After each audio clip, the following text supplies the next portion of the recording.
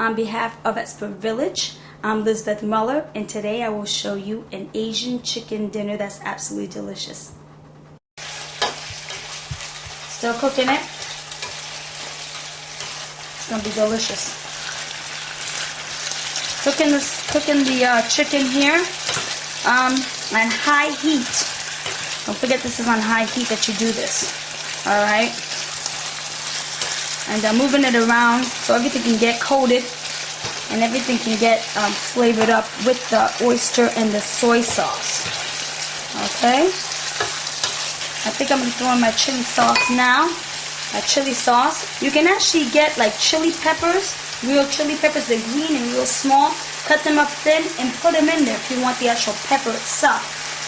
Sometimes I'm in the mood to do that, or I just use a sauce. This might get a little stuck, but oh, a little too much, but let's see now. I'm just going to throw it in there a little bit.